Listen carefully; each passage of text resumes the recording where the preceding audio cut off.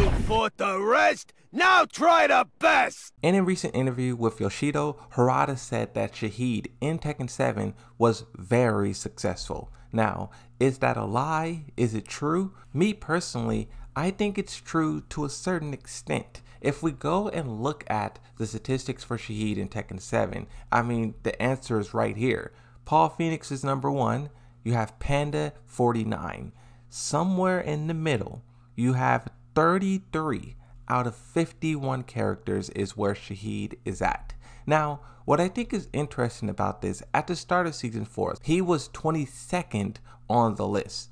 But at the end of the game, this guy dropped a total of 12 places. Over the course of Tekken 7, Shaheen was kind of mocked and ridiculed as being a boring character, no personality, generic gameplay. And I do think that's true because, like, I think Tekken 8 really stepped it up a lot in terms of new characters and what they offer. I think it shows in how popular they are. Even though it's only 3 of them, they offer a very different experience in terms of like what they like. It's different, right? They're different characters. But if you go back to Tekken 7, for Shaheen, for Katarina, for Claudio, they're very generic Tekken characters, and as a result they lack a lot of identity and a lot of like things that make a character pop. When you think about Dragunov, his down 4-2, Brian Fury, his hatchet kick, how iconic and unique that was for its time. They give a lot of characters a hatchet kick now, right? But back then when it was Brian Fury, how different was that? And that's just what I'm saying is, like, over time their characters had gotten really generic and really stale, and they kind of learned from the ups and downs of Tekken 7 with Tekken 8. But for Harada, let's go back to what he said. For Harada to say that Shaheen was successful, very successful in Tekken 7, I think you got to look at it from like a smaller scale. Because if you pay attention to what he said, okay, let's get really deep into the article now. He says, I knew that if we kept making regional inspired characters, Tekken would eventually become a game loved by people all over the world. So yes, it was something we did intentionally. Now this was responding to the person saying, like, what can Tekken do to like stay active, stay alive, to like, you know, reach more and more players. And this is something that I was talking about recently on a live stream as well, right? I think Street Fighter and Mortal Kombat has such a stranglehold on like meme and just meme culture and the internet. I'll be scrolling through Twitter or something like that, and I'll see a random Chun-Li Fortnite meme video with like 2 million views. I will never seen something like that for Tekken, and I just think about like, how can Tekken get that kind of attention? Yoshido says, is there a specific character you can point to as a successful example of this strategy? With Tekken 7, they had varying levels of success with many of the characters that they added in that game. Lucky Clovey, Josie, Katarina, Claudio, varying levels of success. And for him to say Shaheen out of all of them, it's interesting. Okay, let's keep going. He says, there's quite a lot of them now, but to draw from the recent title, I say Tekken 7 Shaheen was very successful. To be honest, I didn't think he'd garnered so much of a reaction. That's what I want you guys to focus on. He said reaction. So in that sense, the response exceeded my expectations. The day after he was announced, my phone kept buzzing with Twitter notifications. I have some tweets here so you guys can see kind of like what he said once he was like announced. You can see a lot of people were talking about Shaheen being pretty similar to Rashid from Street Fighter 6.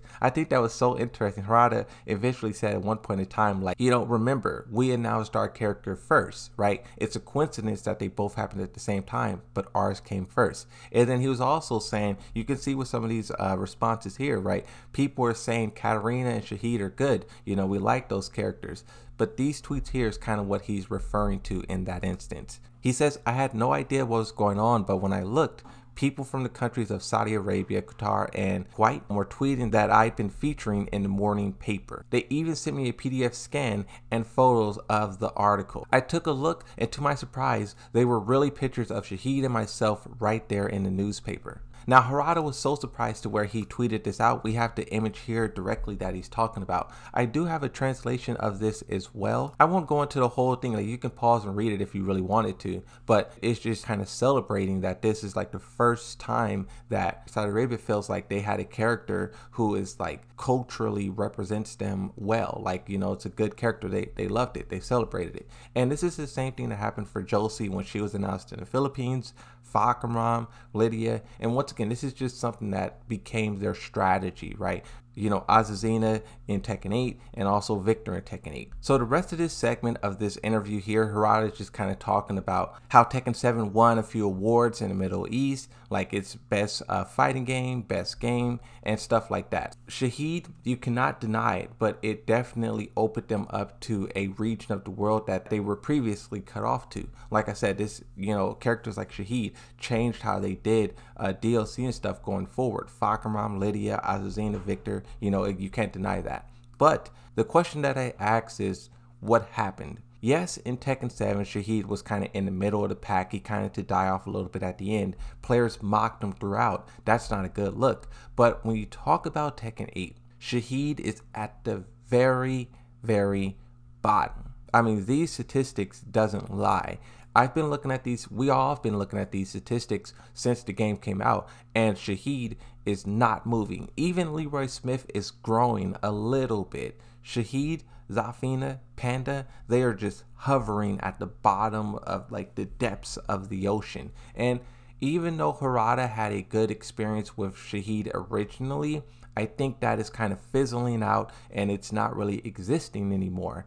I think his redesign is really cool. I think he has a lot of potential in terms of story. I feel like many characters have potential, but for right now, with what they're offering with this character and, you know, all the other characters, because we look at this roster, right, as like one roster, but really all of these characters are competing with one another. And as it stands, Shaheen cannot keep up. Everyone is simply too caught up with playing Dragunov, Harang, Jin Kazama, Eddie, Brian. Yoshi's really popular this time around. I do understand that the character was very successful at the start, and that character kind of had an impact on how they did things going forward, but at some point you do have to retire a character and say, okay, it's not working out anymore. This is a question I like to ask you guys a lot. Let's talk about Bruce just a little bit. Bruce has been replaced 3 times now. Brian Fury was the original replacement.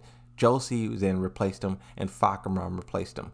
I ask you guys, how many times should a character be replaced? Could a character be replaced? Will a character be replaced before the developers say, all right, enough is enough. This character will never be in the game again. For example, Ganryu probably should be at that threshold of never returning. Is Shaheen, after 2 games, is he finally at that point of he should never be in the game again? Or could this character make some kind of comeback if they were to do something drastic with him? And also too, what I will say about this, right, even though the character is very successful in Saudi Arabia, that region of the world is so small in terms of Tekken player base. Harada said himself that EU makes up 51%, America makes up 33%. That is 84%. The rest of the world is, what is that, 26%? How much of a percentage is Saudi Arabia even in that? So that is why Shaheen, he considers this a success, because it may be super popular in Saudi Arabia, but on a large scale, it's nothing. I just want to talk about this. I think it's very interesting how Harada says these things, and we could look at the stats and the statistics, and we could just line it all up and form our own ideas. That's all that I'm trying to do. Hopefully you guys enjoyed this video. Thank you for watching. Subscribe, leave a like on the video, and I'll see you in the next one. Thank you, and bye-bye.